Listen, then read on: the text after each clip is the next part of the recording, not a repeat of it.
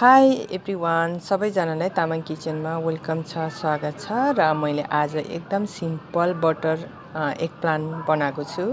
अलिकति मात्रामा मैले तेल युज गरेको छु र बटर युज गरेको छु, अदुवा लसुन अनि एकदम पिरोवाला खुर्सानी।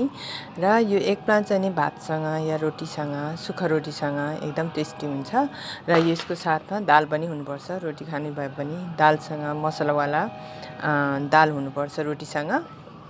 र यो चाहिँ नि हरियोवाला अलिक कलिलो जस्तो एग प्लान्ट चाहिन्छ। यदि छिपेको हो भनेदेखि तपाईँको एग प्लान्ट टेस्टी हुँदैन। अलिकति कलिलोवाला छानेर लिनुपर्ने हुन्छ। मैले यस्तो दुईवटा लिएको छु, यस्तो छिपेको रहेछ, त्यस कारण मैले फ्यालिदिएँ। यति धेरै छिपेको गेडो भएको एग प्लान्ट टेस्टी हुँदैन।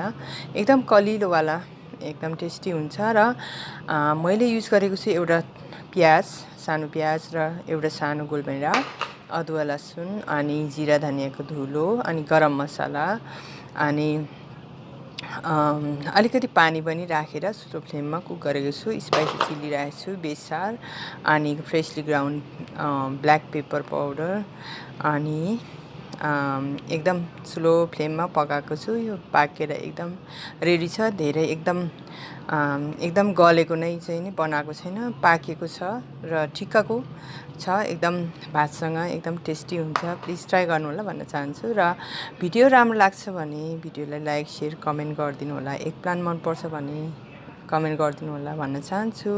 मलाई त एग प्लान्ट मनपर्छ। मैले त जस्तो कुनै पनि बेला यदि समय जस्तो ढिला भएको छ भनेदेखि, यदि कुनै पाहुना आउनु भएको छ भने घरमा यदि एग प्लान्ट मात्रै छ र बाहिरबाट खाना पनि अर्डर गर्न मिल्दैन भनेदेखि एग प्लान्ट पनि मैले पकाएर पाहुनालाई खुवाएको छु र पाहुनाले एकदम टेस्टी मानेर खानु पनि भएको छ। यहाँहरूले पाहुनालाई खुवाउनु भएको छ कि छैन प्लिज